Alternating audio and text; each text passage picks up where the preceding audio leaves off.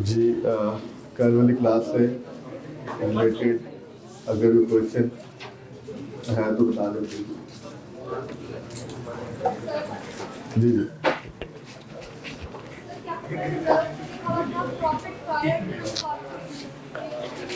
जी जी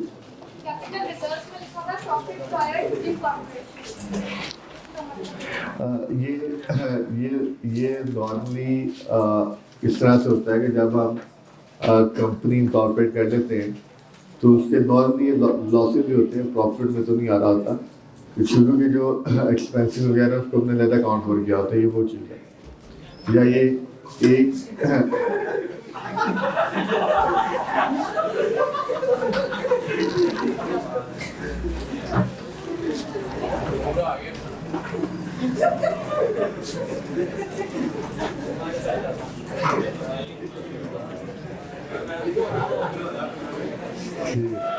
सही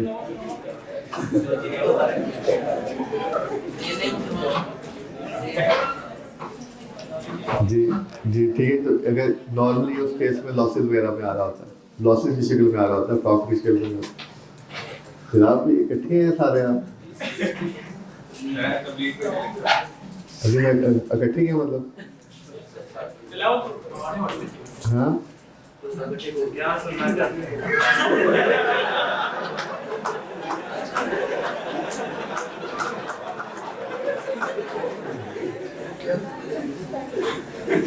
नाम क्या आपका? नाम बताइएगा जरा। नहीं नाम के लिए नहीं की, ये मैं कंफर्म कर देता हूँ। बताओ ठीक है, फिर नाम तो बता दें। हैं हाँ बता दो। सीरियस कौन पूछ रहा है? सीरियस कौन पूछ रहा है? इतना काफी इतना पूरा नाम पूछे मुझे पता है। कितनी बताया, सब जाया कितने ही बता रहे हैं? मोहम्मद अवैस। ठीक है अवैस। अवैस आपका एक पहला लेक्चर तो नहीं है कि? ठीक है तो आज ठीक करते अभी चलेंगे बाद इसमें। चले और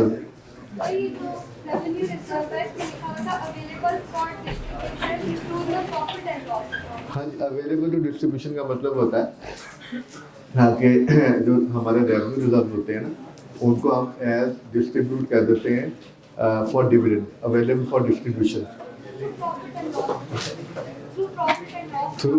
थ्रू इसमें दो, हाँ मैं समझ गया, दो लफ्ज़ है available for distribution through profit and loss account. मैंने रेवेन्यू रिजर्व में ना दो आपको नाम बताए थे, एक रिटेन अर्निंग का और एक जनरल रिजर्व का। Through profit and loss account का मतलब होता है कि ये जनरेट या क्रिएट ही कहाँ से होते हैं, हमारे प्रॉफिट से। रिटेन अर्निंग कहाँ से आता है, प्रॉफिट से। जनरल रिजर्व क्या होता है कि हम प्रॉफिट का एक हिस्सा क्या करते हैं उसमें जनरल रिजर्व में ट्रांसफर करते हैं from retain earning.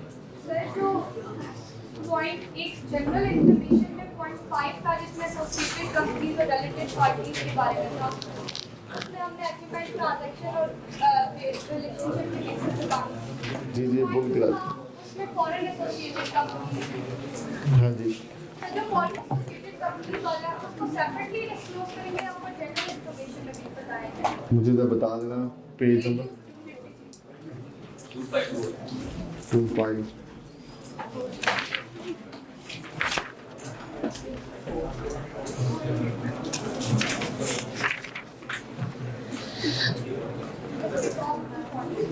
General information में पॉइंट नंबर 2.5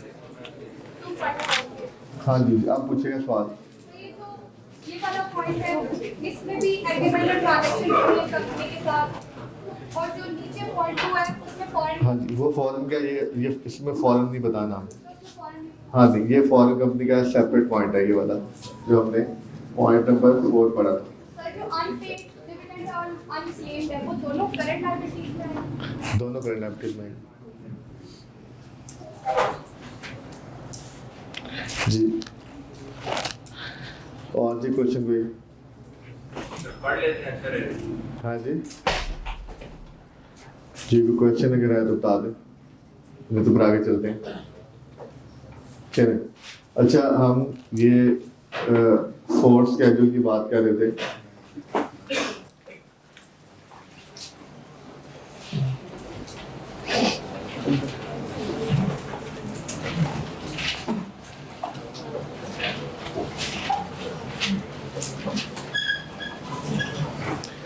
फोर्थ स्केड्यूल की जो हम बात कर रहे थे इसमें हमने ये कुछ जनरल इंफॉर्मेशन की बातें डिस्कस की थी और ये हम फाइनेंशियल स्टेटमेंट पे आ गए थे और उसके बाद हमने फिक्स एसेट्स का एरिया था।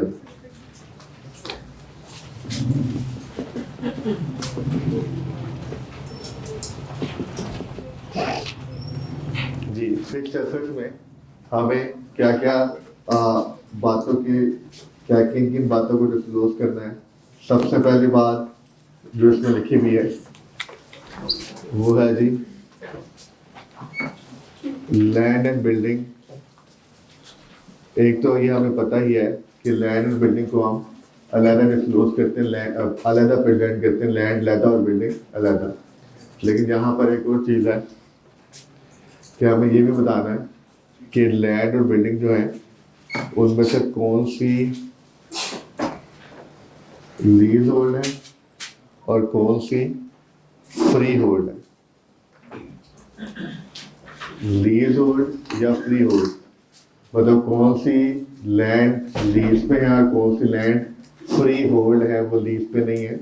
हमें ये भी क्या करना है इसमें डिस्क्लोज करना है। अगर पॉइंट ये देखिए हम पॉइंट नंबर 1 पे आते हैं, उसमें बड़ी स्पेसिफिक बात लिखी हुई है।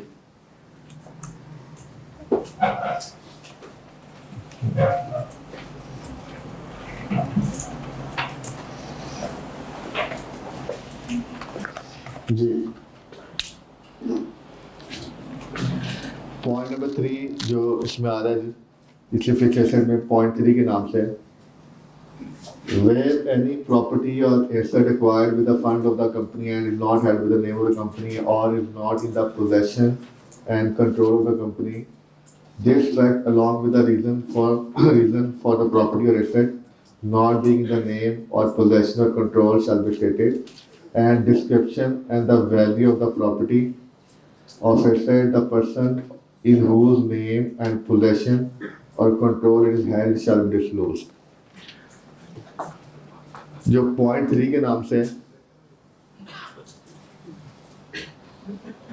इसमें ना ये बताया गया है कि अगर कोई ऐसा एसेट है जो कंपनी के फंड से क्या किया गया है, बाय किया गया है कंपनी के फंड्स,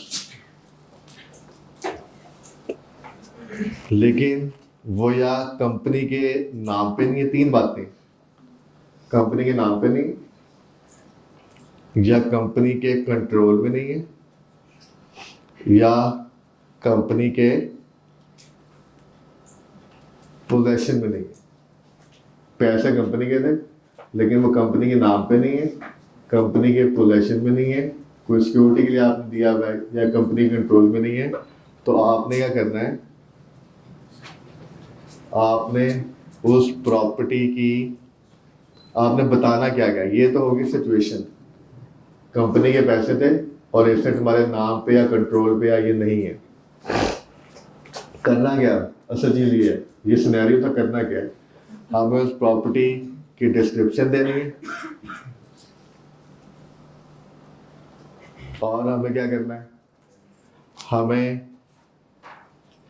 उसकी रीजन बतानी है, रीजन ऑफ फैक्ट कि इसकी वजह क्या है। अगेन ये सब बातें हमें क्वेश्चन में बताएंगी नहीं, बट हमें पता होना चाहिए बताना क्या है और क्या नहीं बताना है। हर चीज़ लिखी हुई नहीं बता देनी, और समटाइम कुछ चीज़ें डिफरेंट जगह पे लिखी होती हैं, हमें उनको इकट्ठा करके बताना है। और तीसरी क्या बात करनी है, उस पार्टी या उस पर्सन का नाम भी बताना है जिसके नाम पे, जिसके कंट्रोल में या जिसके पोजेशन में हो सके। तो अगर कोई एसेट फॉर एग्जांपल सिक्योरिटी वगैरह का केस में होता है कि हमने एसेट सिक्योरिटी के लिए होता है या उसकी वजह से हमारी ऑनरशिप कुछ अर्से के लिए वो जो लेंडर होता है वो ट्रांसफर करवा लेता है, अगर इस किस्म की चीज़ होगी तो हमें ये चीज़ें डिस्क्लोज करनी है, उसका नाम बताना है कि ये वो बैंक है या ये वो रीज़न है जिसकी वजह से हमने उसको क्या किया हुआ है, हमारे नाम पे या हमारे कंट्रोल में नहीं। तो ये बड़ा स्पेसिफिक पॉइंट है, पता होना चाहिए, बिकॉज यू नेवर नो कि आप कौन सी चीज़ एग्जामिनर एग्जामिन कर ले। जी, ये नेक्स्ट पॉइंट हम पढ़ चुके हैं, ये मैंने आपको बताया हुआ, ये जब हम रिवैल्यूएशन पढ़े थे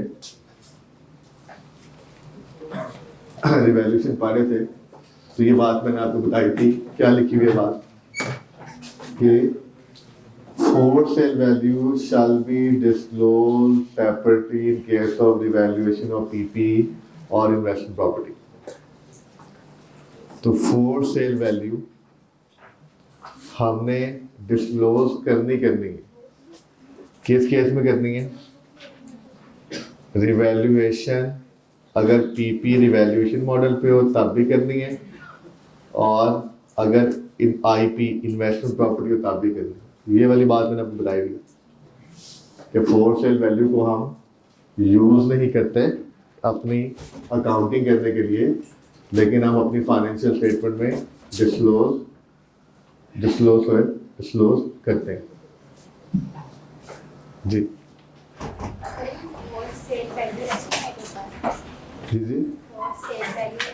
जी जी बेटा, रिवैल्यूएशन भी जो हम करते हैं ना, वो भी वैल्यू एक एस्टिमेट ही करता है ना। एनआरवी बेटा होती है इन्वेंट्री की, एनआरवी होती है इन्वेंट्री की। फोर सेल वैल्यू जो होती है ये किन की है, आईपी में क्या आता है, सिर्फ लैंड बिल्डिंग आती है, और पीपी में इन्वेंट्री तो क्या आती है ना। तो एनआरवी का कॉन्सेप्ट से प्रिवेल करता है, और एनआरवी का कॉन्सेप्ट और फोर सेल वैल्यू दो अलग चीजें हैं। मतलब एक तो वो फर्क है इन्वेंट्री का और पीपी का, वो तो है ही, या लैंड बिल्डिंग का, ये तो बेसिक फर्क है। लेकिन जो सबसे बड़ा फर्क है, एनआरवी का कॉन्सेप्ट कुछ और है। फोर सेल वैल्यू तो क्या चीज़ है कि अगर आप कोई भी आपका प्रॉपर्टी आप इमीडिएट सेल करना चाह रहे हैं, तो उस केस में आपको जल्द से जल्द कितने पैसे मिलेंगे, ये फोर सेल वैल्यू। लेकिन जो एनआरवी है उसका कॉन्सेप्ट ही फर्क है इन्वेंट्री केस में। उसका मकसद होता है कि अगर हम एसेट को आज हमारी, उसमें जो प्रूडेंस कॉन्सेप्ट होता है कि एसेट की कॉस्ट, इन्वेंट्री कॉस्ट इतनी है, और इसको हम अगर इसी हालत में बेचें, तो हम इससे इसी हालत में बेचें तो कितने पैसे, वो हम अपनी रूटीन, जो भी हमारी रूटीन प्रैक्टिस होती है इन्वेंट्री की, उसी में बेचें तो कितने पैसे मिल जाएंगे और इसमें हमें क्या खर्चा आएगा। हाँ, ये बात सच है, ये बात सच है कि एनआरवी भी कम हो सकती है, लेकिन फोर सेल वैल्यू जो होती है ना, वो नॉर्मल रिवैल्यूएशन से कम ही होती है, क्योंकि इसका आइडिया कुछ और है। नहीं, इम्पेयरमेंट टेस्ट को भी यूज नहीं होती। फोर सेल वैल्यू कहीं इस्तेमाल नहीं होती, ओनली फॉर द डिस्क्लोजर। मैंने बताया था ना कि finance note to financial statement में हम दो किस्म के डिस्क्लोजर देते हैं, एक होते हैं नरेटिव, एक होते हैं न्यूमेरिकल। तो बस नरेटिव डिस्क्लोजर लिख देंगे, इस प्रॉपर्टी की फोर सेल वैल्यू ये है, कहीं इस्तेमाल नहीं होती। FR1 में इम्पेयरमेंट के चैप्टर में क्वेश्चन लिखा है फोर सेल वैल्यू, उसको यूज नहीं करना। वो सिर्फ इसलिए है कि कंफ्यूज करने के लिए है कि आप उसको यूज कर दें। इम्पेयरमेंट में तो यूज होती है fair value less cost to sell, तो वहां पे यूज फिर डिस्क्लोजर होना है। जी। आईपी फेयर वैल्यू आईपी के दोनों केस में इसलिए मैंने ज़्यादा लिखा है रिवैल्यूएशन ऑफ पीपी और आईपी, क्योंकि आईपी केस में IS 40 भी इसी तरह की बात करता है। IS 40 भी ये कहता है कि आपने फेयर वैल्यू डिस्क्लोज करनी है। IS 40 कहता है कि चाहे आप कॉस्ट मॉडल पे चल रहे हैं, चाहे आप फेयर वैल्यू मॉडल पे चल रहे हैं, आपने अपनी प्रॉपर्टी की फेयर वैल्यू डिस्क्लोज करनी है। जिस तरह फेयर वैल्यू डिस्क्लोज करनी है, उसी तरह से फ्लोट सेल वैल्यू भी डिस्क्लोज करनी है। ठीक है। अच्छा, नेक्स्ट पॉइंट बहुत इंपॉर्टेंट है, इसमें आप देखें, मैं इसका भी आपको न्यूमेरिकली इसका समझा देता हूँ। इसको पढ़ने एक दफ़ा शहजाद साहब पढ़ना है इसको ज़रा, वो एमरजेंसी एग्जिट प्लान नहीं देखना, ठीक है जी। In case of sale of fix asset, दो बातें, ये MCQ में भी एग्जामिन हुआ हुआ एक दो दफ़ा पहले, एक दफ़ा तो हुआ हुआ है, ये तो मुझे कंफर्म है। और दूसरा ये इस पे जैसा इस दफ़ा 6-7 नंबर का क्वेश्चन आया है, उसी तरह का इस पे क्वेश्चन भी टेस्ट हो सकता है। ये आप लोगों को मैंने FAR 1 के जो मैं नोट शेयर करता हूँ, वो नोट टू फाइनेंशियल स्टेटमेंट, उसमें भी मैंने ये लिखा हुआ है कि ये चीज़ें हमें डिस्क्लोज करनी होती हैं, लेकिन वहाँ यहाँ पे ज़रा अब डिटेल में बात करने लगे। In case of sale, if the aggregate net book value exceed 5 million, the following particulars of each asset which has a book value of 500,000 or more shall be disclosed. दो बातें, पहली बात क्या है, aggregate net book value should be more than 5 million। एक साल की बात हो रही है, जो आपने एसेट सेल किए हैं, जो आपने एसेट सेल किए हैं, उनकी एग्रीगेट नेट बुक वैल्यू जितने भी सेल किए हैं, 5, 10, 15, 20, 50 जितने भी से सेल किए हैं, उन सब की एग्रीगेट वैल्यू कितनी होनी चाहिए, 5 मिलियन से ज़्यादा। पहली शर्त ये, अगर ये शर्त पूरी होगी, ये पहली शर्त है, ये पूरी होगी तो देन अगले लेवल पे जाएंगे हम। लेवल 1 कंप्लीट होगा तो लेवल 2 पे आएंगे, वरना अगली बात करनी ही नहीं है। अगली बात क्या है, अगर aggregate net book value 5 million से ज़्यादा है तो हमें ये जितनी भी बातें नीचे लिखी हुई हैं, ये वो सब वही बातें जो FAR में थी कि हमें उसके पर्टिकुलर्स बताने हैं, हमें बायर का नाम बताना है, हमें मोड ऑफ सेल बताना है कि ऑक्शन के थ्रू सेल की गई है, एग्रीमेंट के थ्रू सेल की गई है, हमें कॉस्ट यानी वैलिड अमाउंट बतानी है, हमें नेट बुक वैल्यू बतानी है, हमें gain and loss on sale बताना है। ये सब बातें यहाँ पे डिस्क्लोज करनी है, लेकिन किन के बारे में, हर उस एसेट के बारे में जिसकी अपनी सेपरेट नेट बुक वैल्यू क्या है, 5 लाख या 5 लाख से ज्यादा। ऊपर है ग्रेटर देन 5 मिलियन और नीचे है 5 लाख या 5 लाख से ज्यादा। तो हमें क्या करना है तो हमें उनके बारे में ये जो भी डिस्क्लोजर है, जो इंफॉर्मेशन है, वो क्या करना है, डिस्क्लोज करना है जी। जी हम क्या पढ़ रहे हैं अभी, लिखा हुआ है in case of sale of fixed asset. हाँ, नॉन क्रेडिट की बात हो, इन्वेंट्री नहीं, वो तो नहीं है, वो तो फिर हम डिलीवरी देते रहेंगे। फिर ज़ाहिर है, अगर हम एक बिजनेस की बिलियंस में सेल होती है तो फिर वो तो सिर्फ फिक्स एसेट के बारे में ही। जी नोट से बता दो कि गेन लॉस और मोड ऑफ सेल किसके बता क्या बता रहे हैं, नोट से बता दो कि गेन लॉस है और मोड ऑफ सेल है। हाँ अच्छा ठीक। आप आपका क्वेश्चन मैं पहले सबको शेयर कर देता हूँ क्योंकि मुझे समझ आया सिर्फ। आपका क्वेश्चन ये है, फिलहाल आपका क्वेश्चन ये है कि अगर ये बातें आप कह रहे हैं कि नोट्स वो पीपी के नोट्स में बता रहे होते हैं तो यहाँ क्यों बता रहे हैं, ये सवाल है। तो जवाब है ये वही बात है जो वहाँ पढ़ी थी, यहाँ पे इसका एग्जैक्ट रूल पढ़े। जो ये बातें बतानी है ना, ये कहाँ बतानी है, ये उस नोट के साथ ही बतानी है।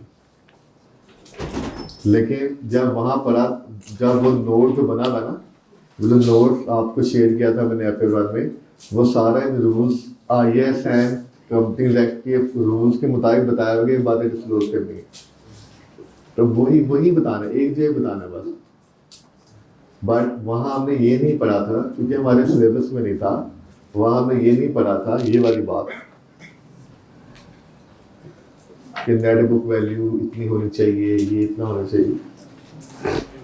ठीक है जी। अच्छा जी, तो फर्ज करें कि हमारे पास हमने पूरे साल में हमने 5 एसेट सेल किए हैं, 5।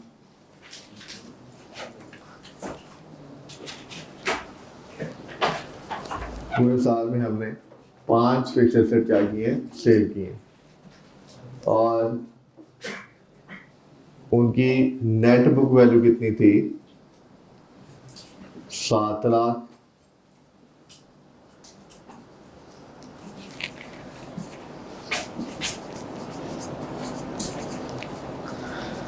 ये जिनकी नेट बुक वैल्यू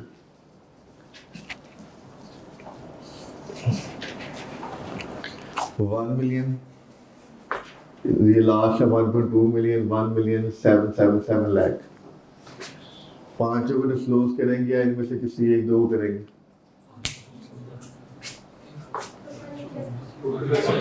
मैंने चेक की, मैं बात नहीं कर रहा, मैं कह रहा हूँ पांचों को करेंगे या किसी एक दो को करेंगे।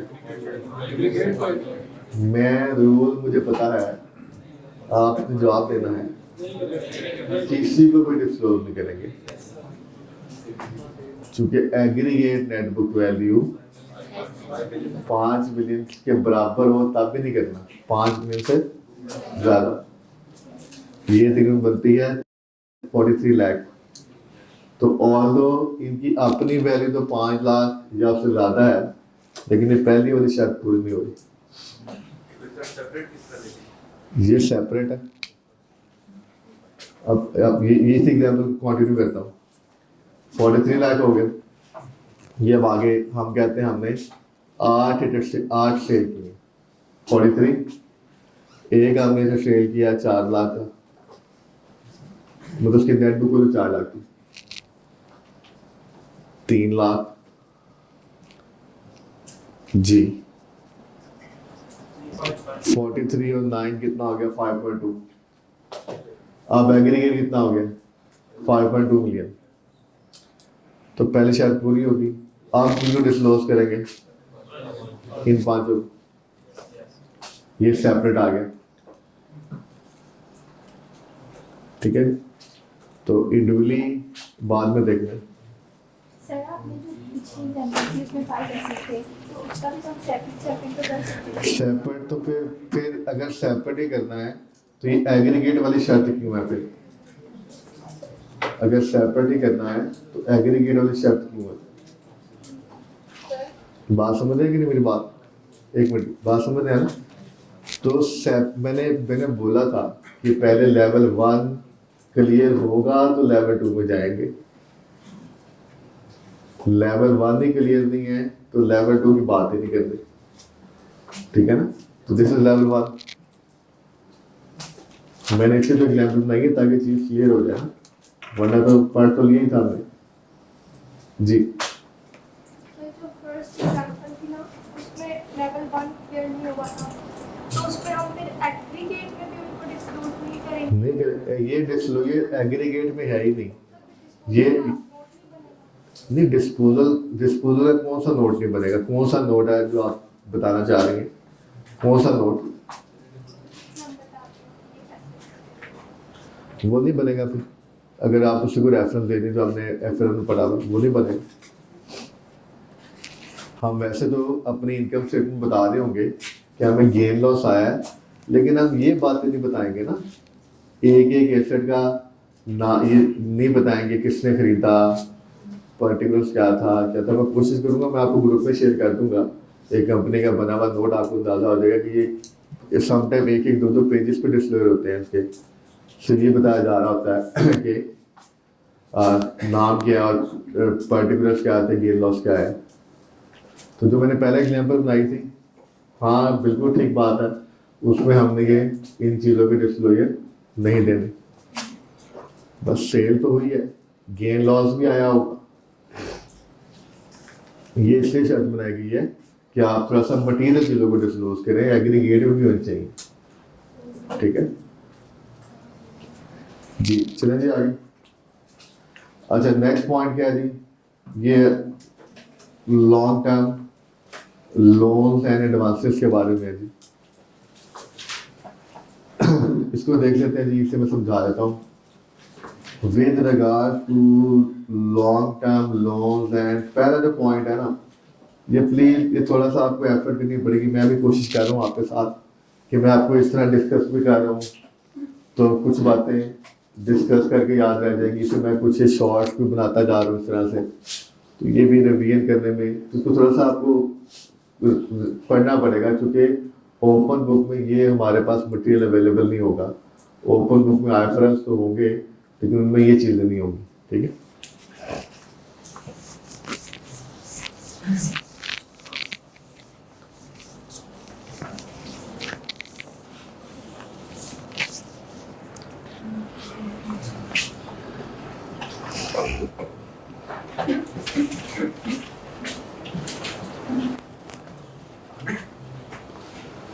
Long term loans and advances में जो पहला point, I think point number 8 है, 8 ये किसके बारे में, ये है डायरेक्टर्स के बारे में। इसका 8 मैं नंबर रेफरेंस दे रहा हूँ। ये सिर्फ ये जो भी लिखा हुआ है, ये भी पेपर में आया हुआ है।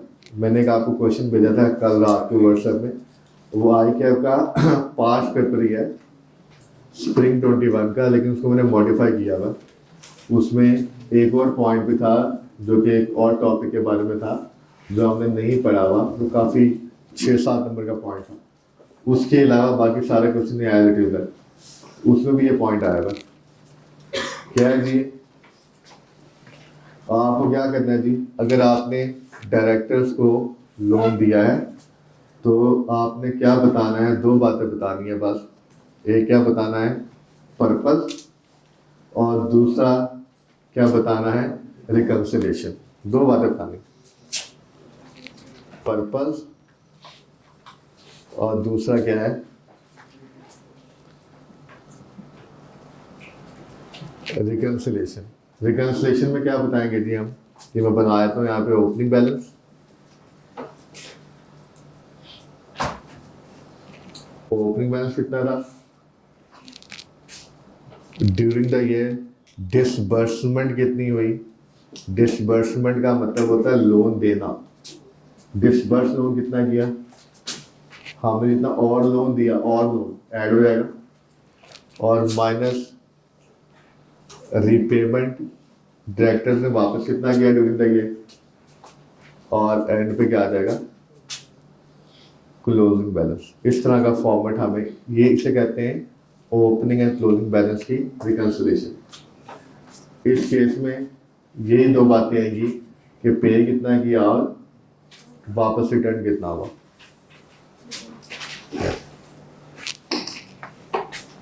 जी जी, यहाँ पे लिखा है रिकंसिलिएशन ऑफ कैरिंग अमाउंट, तो यहाँ पे कैरिंग अमाउंट का कैरिंग अमाउंट बेटा नेट बुक वालों कहते हैं ना।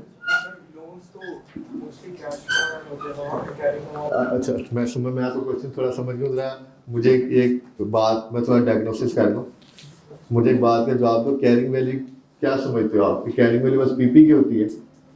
कैरिंग वैल्यू का मतलब होता है हर एसेट लायबिलिटी की वो वैल्यू जो बैलेंस शीट में आ रही, कैरिंग वैल्यू। कैश ही कैश, मैं कहता हूँ कैश ही कैरिंग वैल्यू होती है, बैंक की कैरिंग वैल्यू होती है। आप बताओ, इन्वेस्टमेंट से कैरिंग वैल्यू होती है। Carrying value does not mean that it belongs to PP only. Sir, ये depreciable assets no no, carrying value is the net book value, is book value. Book value क्या होती है? जो आपकी books में आ रही है, आपकी बैलेंस शीट में आ रही है, बुक वैल्यू। तो ये आपका क्वेश्चन वैलिड है, इसलिए वैलिड है क्योंकि हम नॉर्मली हमारे जेहन में क्या होता है, हमारे जेहन में होता है कि हमने चूंकि पीपी का चैप्टर पढ़ा होता है, वहीं पे एज ए स्टूडेंट आपने इसको डिस्कस किया होता है, तभी आपके जेहन में ये ख्याल आता है कि यार ये तो कैरिंग वैल्यू तो पीपी की होती है, लेकिन ऐसा नहीं है। बुक वैल्यू हर चीज़ की गिफ्ट करती है जो बुक में आ रही है। अच्छा जी, एक और बात, पॉइंट नंबर, इसे डायरेक्टर से रिलेटेड, अगर आपने कोई भी लोन दिया है या ऑब्टेन किया है, प्रोवाइड किया, डायरेक्टर का पॉइंट 8 हो गया। नेक्स्ट पॉइंट नंबर 9 में बात लिखी गई स्पेसिफिक, अगर आपने कोई भी लोन advance obtained या provided at terms other than arm's length basis, reasons thereof shall be provided। तो ये एक एक्स्ट्रा पॉइंट है कि अगर आपने अदर देन आर्म लेंथ का मतलब ये है कि मार्केट टर्म्स से हट के आपने लोन लिया है या लोन दिया है, उसको आपने क्या करना है, उसकी रीज़न डिस्क्लोज करनी है कि ये ट्रांजैक्शन मार्केट से हट के क्यों है। अगर ये ट्रांजैक्शन मार्केट टर्म्स के मुताबिक है तो आपको ये रीजन डिस्क्लोज करने की ज़रूरत नहीं है। लेकिन ये बात हाईलाइट कर लें, लेकिन उसने क्वेश्चन में कह देना है कि यार आपने लोन, अब समझ मार्केट टर्म्स का मतलब क्या है, मैं एक लोन का रेफरेंस देता हूँ। आपने लोन दिया है, ये हमने CFA 1 में हम इसकी अकाउंटिंग पढ़ते हैं, फाइनेंशियल इंस्ट्रूमेंट में पढ़ाता हूँ मैं। FA 2 की फाइनेंशियल इंस्ट्रूमेंट है, लेकिन वो इतना डिटेल्ड नहीं है। आपने एक लोन दिया है और मार्केट में रेट चल रहा है 10%, कि इस किस्म का लोन अगर आप देंगे तो उस पर कितना रिटर्न लेंगे, 10%। लेकिन आपने वो लोन दे दिया है 4% पर।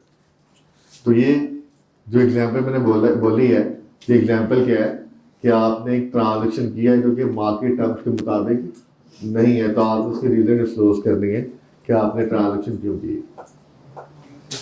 क्रेडिट पीरियड भी फॉल करेगा। क्या जी? क्रेडिट पीरियड, लोन दिया है तो लोन में क्रेडिट पीरियड तो होता ही है ना, 1 साल 2 साल 3 साल।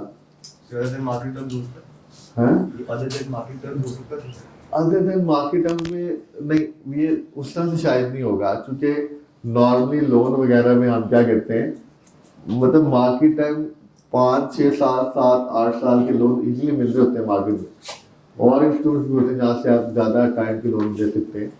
ये नॉर्मली जो आपने बात बोली है, हम शॉर्ट टर्म क्रेडिट में डिस्कस करते हैं, पेबल वगैरह में हम कहते थे पेबल जो है वो 1 महीने का नॉर्मल पेबल है, तो उसने हमें 2-1.5 साल का टाइम दे दिया लोन के केस में। ठीक है जी जी। मार्केट टर्म्स में सिर्फ रेट आएगा। बेटा लोन के केस में जो इंटरेस्ट रेट है वही उसकी मार्केट की रिफ्लेक्शन को जाहिर करेगा। ठीक है, आपने 10 रुपये दिए हैं और 10 रुपये ही वापस लेने हैं, आपने 10 रुपये दिए हैं और 10 रुपये वापस लेने हैं, ये तो नॉर्मल बात होगी। लेकिन on the top of interest कितना ले रहे हैं ना, वो इसकी वैल्यू को डिटरमिन करता है। हाँ, अगर 10 रुपये दिए हैं और वापस 8 रुपये लेने हैं तो ये भी एक फैक्टर आ गया जो मार्केट टर्म्स के मुताबिक नहीं है। तो नॉर्मली इंटरेस्ट रेट में ये बात हो रही होती है कि उसमें तो ऐसा नॉन मार्केट एलिमेंट आ जाता है। अच्छा जी, जो नेक्स्ट पॉइंट है ना वो किसके बारे में है, वो है एसोसिएट एंड रिलेटेड पार्टी को अगर आपने लोन दिया है।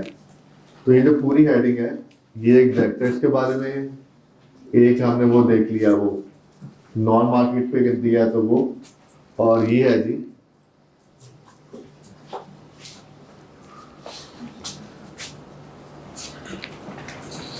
Related party and associated undertaking को अगर आपने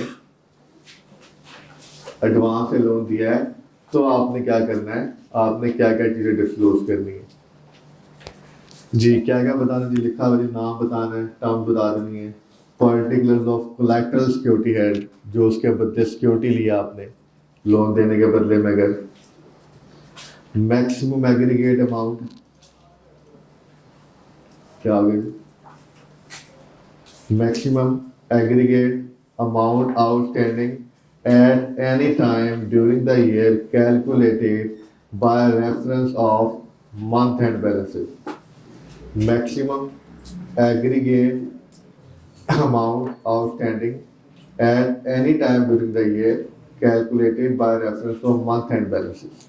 जी, आपने हर मंथ एंड का जो बैलेंस होगा ना, उसकी बेसिस पे आपने एग्रीगेट क्या करना है, आपने आउटस्टैंडिंग अमाउंट भी बतानी है, लेकिन मंथ एंड का बैलेंस लेना है। क्योंकि ये होता है ना, फॉर एग्जांपल पहले 10 दिन हो सकता है बैलेंस कम हो या ज़्यादा हो, मंथ एंड का बैलेंस यूज करके आपने करना है, आपने एग्रीगेट अमाउंट बतानी है कि ये हमारे बैलेंसेस रहे हैं एडवांसेस के। अगर उस एडवांस की कोई प्रोविजन वगैरह बनाई हुई है तो वो भी बता देंगे, और कोई राइट ऑफ किया है लोन तो वो भी बताएंगे। अगर हमने किसी एक थर्ड पार्टी को लोन दिया है जो ना डायरेक्टर में आता है ना इसमें आता है क्रेडिट पार्टी में, तो उस केस में फिर हमें ये डिस्क्लोजर वगैरह नहीं देते। ये डिस्क्लोजर किसके हैं, क्रेडिट पार्टी के हैं, और वो किसके हैं, डायरेक्टर्स के हैं। इसके अलावा अगर थर्ड पार्टी को हम कोई लोन देंगे उसका डिस्क्लोजर नहीं आएगा। करंट एसेट्स जी,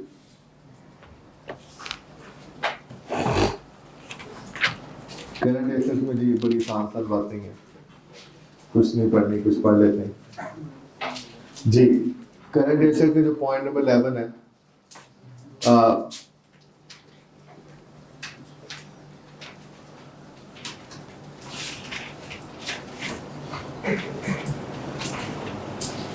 वो किनके बारे में, ये जो रिलेटेड पार्टी की बात हो रही है, कौन सी रिलेटेड पार्टी है? कौन सी मतलब ये जो बात हो रही थी advances to associates and related party, हाँ, रिलेटेड पार्टी कौन सी? मैंने बताया था ना आपको कि रिलेटेड पार्टी का आया 24 है, उसमें आपकी डायरेक्टर्स भी आपकी वो होते हैं पार्टी, उसमें सब्सिडीज भी रिलेटेड पार्टीज होती हैं, एसोसिएट भी रिलेटेड पार्टी होती हैं। तो मैंने वो क्वेश्चन पूछा था स्टूडेंट ने लास्ट क्लास में, तो उसमें मैंने बताया था कि जो उसमें उनका सवाल था कि मेजर सप्लायर, तो मैंने कहा था कि मेजर सप्लायर और कस्टमर और रिलेटेड पार्टी नहीं होती। तो सर इसमें कोशिश करूंगा कि आज लाजमी आपको ना शाम में आपको एक ये पीपी का नोट शेयर कर दूंगा, वो वाला जिसमें पर्टिकुलर्स होते हैं, और दूसरा ये शेयर कर दूंगा आपको, ठीक। सुबह आइडिया ले लेना, क्योंकि उसमें एग्जामिनेशन उसका नहीं, बट अंडरस्टैंडिंग हो जाएगी। अच्छा जी, in respect of debt receiver from related party, ये भी है। अब करंट एसेट आ गए, जो पहले पढ़ा था ये वाला पॉइंट, ये आई थिंक पॉइंट 10 था, ये पॉइंट था long term loan to related party. ये पॉइंट 11 करंट एसेट में किसके बारे में, ये अब है कि आपने एसोसिएट या रिलेटेड पार्टी से आपने क्या करना है, आपने करंट एसेट को डेट या रिसीवेबल आपने रिसीव करना। तो क्या बताना जी, वही बातें, नाम वही तकरीबन बातें, नाम बताना है, एग्रीगेट अमाउंट आउटस्टैंडिंग बतानी है, debt return write off as recoverable बताने हैं, और उसमें ये भी डिफरेंशिएशन करनी है कि इसमें ट्रेड डेट कौन सा था और रिसीवेबल कौन से थे। अगर कोई रिसीवेबल कोई पास ड्यू थे या इम्पेयर हुए थे, तो along with the age analysis distribution between trade debt, ये आसान लफ्जों में एज एनालिसिस बताना है। एक पॉइंट पे एज एनालिसिस है, एजिंग है, और एक में हमारे पास राइट ऑफ बताने हैं। फिर नेक्स्ट पॉइंट है कि प्रोविजन बतानी है, और अगर आपने जो प्रोविजन रिवर्स किया है तो उसकी जस्टिफिकेशन भी देनी है। तो ये भी कुछ वैसी बातें हैं कि क्योंकि डेटर वगैरह आ गए तो प्रोविजन, एजिंग और उसके रिवर्सल वगैरह को करना है। यहाँ जी। पे डेट शॉर्ट टर्म डेट है, नहीं बेटा, डेट शॉर्ट टर्म डेट में आएगा या फिर रिसीवेबल में आ जाएगा, अदर रिसीवेबल में। तो ट्रेड डेटर का मतलब है, ट्रेड डेटर का मतलब, रिसीवेबल का तो मतलब वही हो गया कि जो आपके वो डेटर है। अदर रिसीवेबल पे कोई आप सर्विसेज प्रोवाइड कर रहे हैं, उसका भी आ सकता है कि शॉर्ट टर्म डेट भी इसमें फॉल करेगा। सर, जी प्रोविजन की रिवर्सल यहाँ पे पेमेंट रिसीव होने के बाद होगी या जब डाउट्स क्लियर हो जाए? नहीं, डाउट क्लियर होंगे तभी रिवर्स कर सकते हैं आप। डाउट क्लियर होने पे नॉर्मली हम रिवर्स कर रहे होते हैं। यहाँ पे पेमेंट की रिसीव इतना इसको क्लैरिफाई नहीं किया हुआ इस चीज़ में यहाँ पे, लेकिन it could be any reason, किसी भी रीज़न की वजह से, किसी भी रीज़न की वजह से अगर आपने अगर आप उसको रिवर्स कर रहे हैं तो आप रिवर्सल कर देंगे। तो दोनों ही वजह हो सकती है। समटाइम आपको पेमेंट मिल जाती है तो वो सारे पैसे मिल जाते हैं, और समटाइम पैसे मिलने से पहले आपको अंदाजा होता है कि पैसे मिल जाएंगे, तो प्रोविजन रिवर्स हो सकती है, इसमें तो कुछ नहीं। अच्छा जी, पॉइंट ऑल कह रही, अगर हमने लोन एडवांसेस दिए हैं other than those to employees as per companies HR policy और to the supplier of goods और services, the name of the borrower and the terms of the repayment if the loan advance exceed rupees 1 million, together with the particulars of collateral security if any shall be disclosed। अब ये एक अलग point है। अब ये किसके बारे में, इसमें कौन कौन नहीं है। इसमें पहली बात आपके वो रिलेटेड पार्टीज लेंगे, उनका अलग पॉइंट है। इनमें आपके एम्प्लॉयज नहीं है, एम्प्लॉयज नहीं है, इसमें क्या आपके इसमें सप्लायर्स नहीं है। इसका मतलब आपने उसके अलावा भी किसी को अगर ये इसकी एक्सटेंड कवर की गई है कि आप ऐसे किसी को अगर किसी पार्टी को, जो कि वैसे तो शायद आपको एसोसिएट ना लग रही हो रिलेटेड पार्टी, लेकिन वो किसी कनेक्शन के थ्रू आपको पेमेंट कर रहे हैं, तो आपने डिस्क्लोज करनी है। तो आप कोई भी आप लोन या एडवांस दे रहे हैं एम्प्लॉयज अदर एम्प्लॉयज और सप्लायर को भी एडवांस देते हैं आप समटाइम गुड्स वगैरह प्रोवाइड करने के लिए। लोन्स एंड एडवांसेस दो लफ्ज हैं। सप्लायर और एम्प्लॉय के अलावा आपने किसी को भी लोन दिया है और अगर वो किससे ज़्यादा ही हाईलाइट करते हैं 1 मिलियन से ज़्यादा, तो आपने क्या बताना है, आपने उसकी टर्म्स ऑफ द लोन क्या करनी है, एडवांस क्या करनी है, डिस्क्लोज करनी है, और साथ क्या बताना है, कोलैटरल सिक्योरिटी। तो ये क्या आ जाएगी हमारे पास, ये टर्म्स आ जाएगी और कोलैटरल आ जाएगा, और शर्त क्या है जी कि it should be more than 1 million. 1 million से कम है तो फिर कुछ भी डिस्क्लोज नहीं करना जी। आखिरी बात ये इसमें ये बताई गई है कि अगर आप कोई प्रोविजन बनाएंगे तो उसको आपने क्या करनी है, लैदा से ग्रॉस मोड से माइनस करके दिखानी है। ये नहीं आपने करना कि आपने आप अपने ट्रायल बैलेंस में माइनस कर दें और नोट्स में शो ना करें। आपको प्रोविजन को माइनस होते हुए दिखाना है नोट्स में कि 10 रुपये माइनस 2 रुपये इज इक्वल टू 8 रुपये। डायरेक्ट 8 रुपये लिख देना जी। अभी आपने पहले कहा था कि थर्ड पार्टी को लोन देते हैं अभी जब पहले वाले पॉइंट में थर्ड पार्टी को लोन देते हैं उसको डिस्क्लोज करने की जरूरत बिल्कुल नहीं है, लेकिन अगर वो 1 मिलियन से कम हो, 1 मिलियन की शर्त आ गई ना, तो वो थोड़ा सा एग्जैक्ट अगर हम सोचें तो 1 मिलियन के साथ मोर देन 1 मिलियन होगा, फिर डिस्क्लोज करना पड़ेगा। सर और ये लोन एडवांसेस करंट ये करंट में आ रहे हैं सारे जो हमने करंट में डिस्कस किए।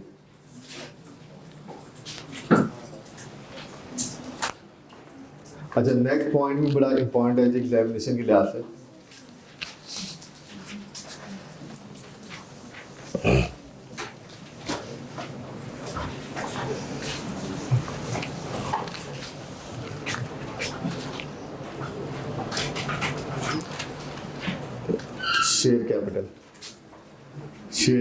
शेयर कैपिटल में हमने क्या क्या बताना जी। हाँ चलिए, कैपिटल रेवेन्यू तो हमें पता है। अच्छा जी, हमने क्या बताना जी कि हमने एक तो कैपिटल रेवेन्यू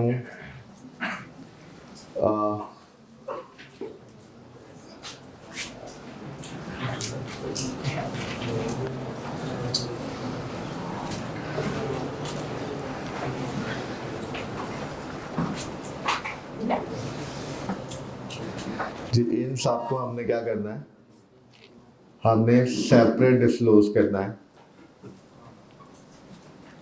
अच्छा एक चीज मैं बता दूं कि जब हम सेपरेट डिस्क्लोज करने की बात करते हैं ना, तो सेपरेट डिस्क्लोज करने का मतलब है नोट्स टू फाइनेंशियल स्टेटमेंट में। हमने एक लास्ट क्लास में एक और बड़ी स्पेसिफिक बात पढ़ी थी, वो थी बैलेंस शीट के फेज के लिहाज से।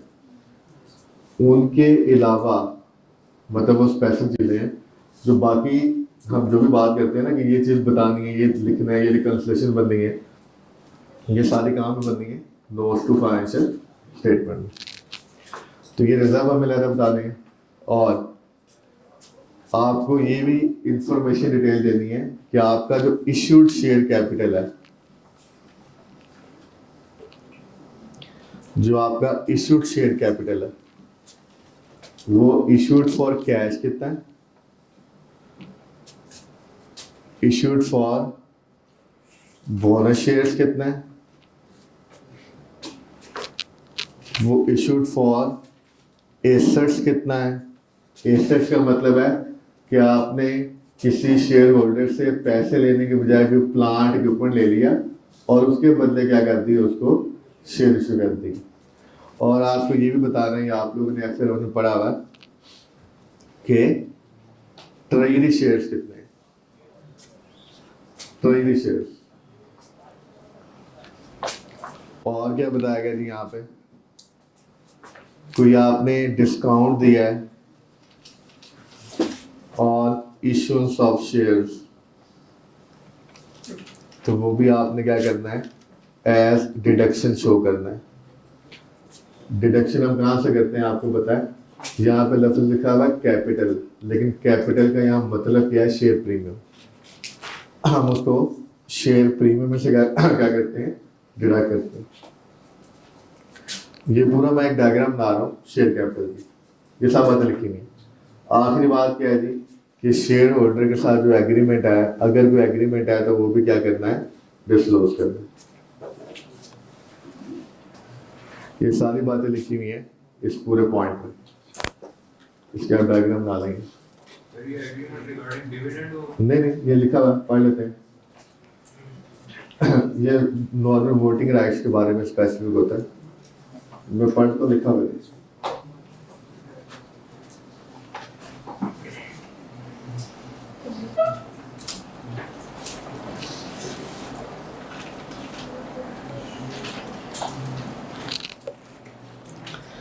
जी एग्रीमेंट में क्या है जी, share holders agreement for the voting right, board selection, right to first refusal and block voting. ये वोटिंग के बारे में एग्रीमेंट, ये अगर हो वैसे आपके लेवल पे एग्जाम नहीं होगा ये, लेकिन बात पता होना चाहिए इससे बात। जी नॉन करंट लायबिलिटीज, ठीक है। ये शेयर कैपिटल वाली बातें भी जो 2 दफा क्वेश्चन आए हुए ना, उसमें एग्जामिनर होगी।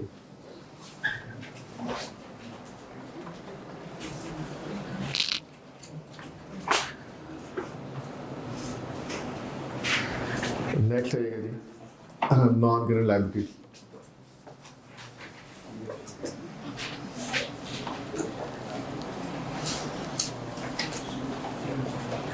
जी नॉन करंट लायबिलिटी में क्या बताया हुआ जी कि जो एसोसिएटेड कंपनीज और रिलेटेड पार्टीज को नॉन करंट लायबिलिटीज है ना, वो आपने क्या करनी है, अलग डिस्क्लोज करनी है।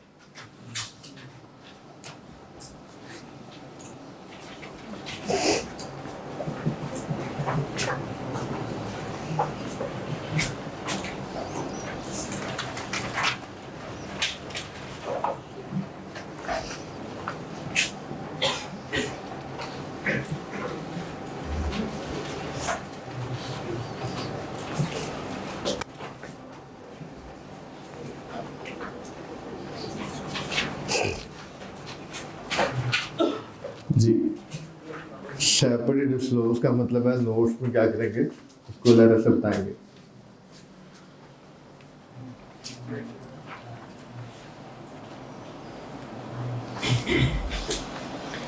जी करंट लायबिलिटीज,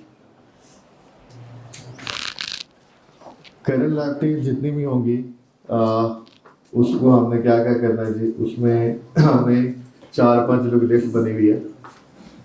इसमें जो हमारी जो फंड्स वगैरह होते हैं ना, ये स्पेसिफिक रिक्वायरमेंट है कि जैसे पीएफ पेएबल वगैरह,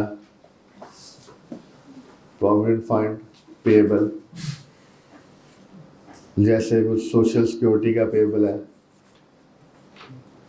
ये हमें क्या करने होते हैं, ये अलहदा दिखाने होते हैं। गवर्नमेंट से रिलेटेड जितने पेएबल होते हैं ना, ये आपके जो फंड के, वो आप लोगों ने नोट्स में ज़रा बताने होते हैं। और क्या जी, कोई लोन फ्रॉम बैंकिंग कंपनीज है, वो अलहदा बताना होता है। और हमारा जो एसोसिएट वगैरह का है, वो अलहदा बताना है।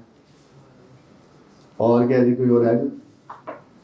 डिपॉजिट आई थिंक आ रहे हैं, deposit, advances and accrued liabilities. ये आपने हेडिंग बना के बातें ज़्यादा बतानी। और आखिरी बात इसमें क्या लिखी हुई है कि आपने ये बताना है कि कौन सी सिक्योर्ड है, 0.5 में तक लिखा हुआ सिक्योर्ड बताने हैं। और मतलब कौन सी लायबिलिटी सिक्योर्ड है, कौन सी क्या है अनसिक्योर्ड है। सिक्योर्ड का मतलब है कौन सी लायबिलिटी के बदले आपने सिक्योरिटी दी हुई है और किसके बदले सिक्योरिटी नहीं दी हुई, वो बताना पड़ेगा।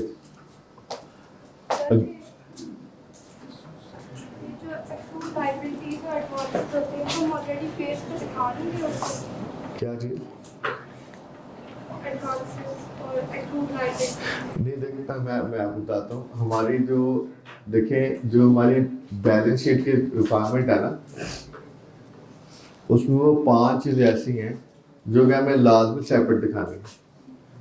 उसके अलावा हम इसको हम नॉर्मली ऐसे प्रेजेंट करते हैं, हम कहते हैं ट्रेड एंड अदर पेएबल।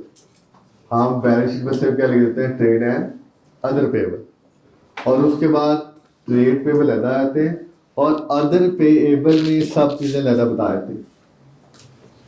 ठीक है। ऑल्टरनेटिवली हम अदर पेएबल्स को अलहदा बैलेंस शीट पे डिटेल नहीं देनी इतनी। बैलेंस शीट में सिर्फ क्या आ जाएंगे, अदर पेएबल अलहदा आ जाएंगे, अगर अलहदा दिखाने तो अदर पेएबल, उसके बाद उनकी डिटेल में आ जाएगा। ठीक है।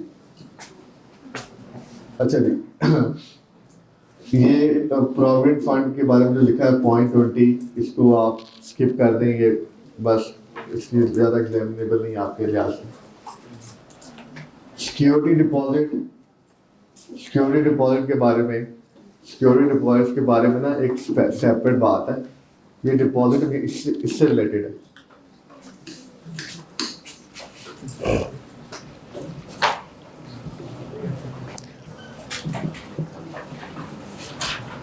इसमें 3 बातें बतानी होती हैं।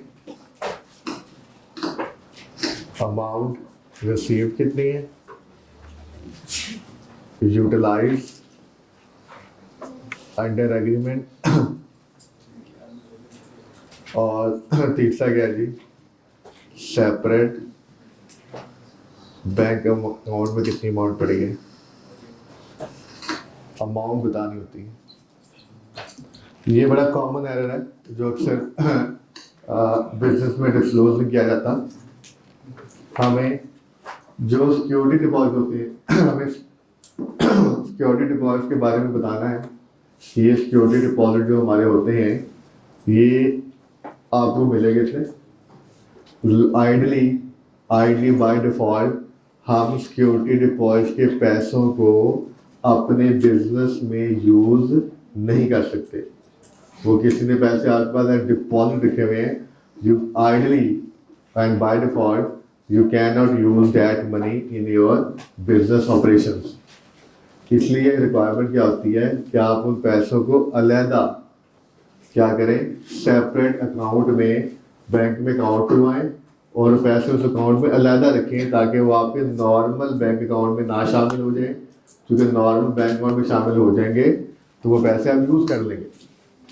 लेकिन अगर किसी एग्रीमेंट में लिखा हुआ है कि आप पैसे यूटिलाइज कर सकते हैं, तो फिर ये भी बताना कि आपने amount utilise under the agreement कितनी की है।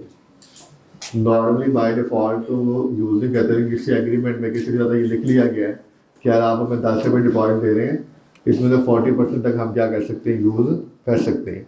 तो जितने पैसे यूज़ करेंगे, यूटिलाइज करेंगे, वो बता देंगे वो कितने की हैं और टोटल मिले कितने हैं और सेपरेट बैंक अकाउंट में हमने कितने पैसे रखे हुए हैं, सब बातें डिस्क्लोज करनी है। लेकिन किसके बारे में, सिर्फ सिक्योरिटी डिपॉजिट के बारे में। सर इसका वो इसकी ट्रांजैक्शन होती है कितने अकाउंट?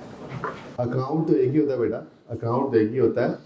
आप अगर आपको 50 पार्टी से डिपॉजिट मिला है, आपने आपने जी फ्रेंचाइज अलाउ की हुई है कि आप हमारी फ्रेंचाइज ओपन करें।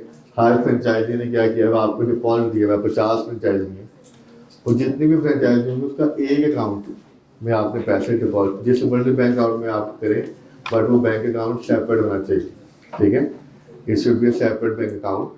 उन सब के पैसे आप इकट्ठे अकाउंट में रख सकते हैं। हम अज्यूम कर लेते हैं कि एग्रीमेंट में लिखा हुआ है कि पैसे यूटिलाइज नहीं करने, तो जो अमाउंट रिसीव होगी और जो बैंक अकाउंट में होगी वो सेम होनी चाहिए। इकट्ठे रखने, हर किसी का रहता है अकाउंट, वो बिजनेस के नाम पे होगा, लेकिन वो एक अकाउंट में सारे पैसे आएंगे। Security deposit other than cash में क्या, जैसे कि गोल्ड वगैरह ठीक ठीक, हम बिजनेस कर रहे हैं, हमारा काम कुछ हो रहा है, कंपनी का हम काम कर रहे हैं। नॉर्मली वो अलग, तुमने कहीं पे किसी ऐड वगैरह में सुन लिया होगा, देख लिया होगा, वो अलग चीज़ है जहाँ पे हम नहीं डिपॉजिट में कैश लेते हैं। तो फायदा क्या हो, पैसे दिए और पैसे वही लेते हैं। हर चीज़ में फ़ायदा नहीं देखते, ठीक है, कुछ चीज़ें फ़ायदे के बगैर भी देखी जाती हैं। अच्छा चलो मुझे तुम्हें बात बताओ, एक मिनट, तुमने गोल्ड ले लिया, क्या फ़ायदा है इसमें? सर रख लेते हैं, हाँ रख लिया, फिर वापस कर देंगे, फ़ायदा क्या है? जब नहीं वापस कर सकते वापस क्यों नहीं करते? बहुत अच्छे जी सर, वो पैसे वापस भाई, जिसने गोल्ड दिया उसे वापस भी गोल्ड ही दे दें। जिसने गोल्ड दिया है वो गोल्ड ही वापस लेगा ना। कि आप कहोगे ठीक है जी आप गोल्ड दे दें, वापस कैश लेंगे हमसे, ऐसे ट्रांजैक्शन कोई है तो मेरी भी करवा दो। हम भी इसमें हिस्सा करते हैं, ऐड करते हैं अपना, है जी, बता दो, ठीक है। डिपॉजिट है, कैश आपको दिया जा रहा है, कैश ही वापस ले लेंगे। अब इसमें फायदा क्या, डिपॉजिट है ना, एज ए डिपॉजिट आपने आप पैसे लिए हुए हैं, ठीक है सर जी जी सर जी। ये ड्यूरिंग पीरियड कि एग्रीगेट करके एक ही डिस्ट्रीब्यूटर पे डिपॉजिट, एक सेकंड मैं एक समझा दूँ ताकि बात हो, एक सेकंड दीजिएगा। डिपॉजिट जैसे मैं फ्रेंचाइज के बाद बात की करेंगे, मैं आपको आंसर कर रहा हूँ, 2 आंसर पहले, एक मिनट अभी रुक गया, प्लीज एक मिनट सुन लें। फ्रेंचाइजी की एग्जांपल में जो मैंने बात की थी ना, फ्रेंचाइजी में क्या होता है, प्लीज एक मिनट यार, बात फ्रेंचाइजी में क्या होता है, फ्रेंचाइजी एग्रीमेंट में क्या होता है कि वो आपके बिहार पे सेल कर रहा होता है, आपके पैसे उसके पास पड़े होते हैं कमीशन की या पूरी सेल के, इसलिए आप उसे डिपॉजिट लेते हैं कि जस्ट टू मेक श्योर कि तुम कभी वैनिश ना हो जाओ, गायब ना हो जाओ, तुम्हारे पैसे हमारे पास होने चाहिए, एक सर्टेन अमाउंट लेते हैं जी। सर एग्रीगेट डिस्ट्रीब्यूटर होगा, हाँ ये टोटल होगा, आप टोटल जो पैसे रिसीव हुए हैं और टोटल जो है हम टोटल बता रहे हैं। अल्लाह हाफिज़, टेक केयर। ये डिस्काउंट शेयर नहीं करें। हाँ मैं ये समझा रहा हूँ, कैपिटल जो लिखा हुआ है उसका रेफरेंस नहीं है, कैपिटल से माइनस ही करते हैं हम लोग।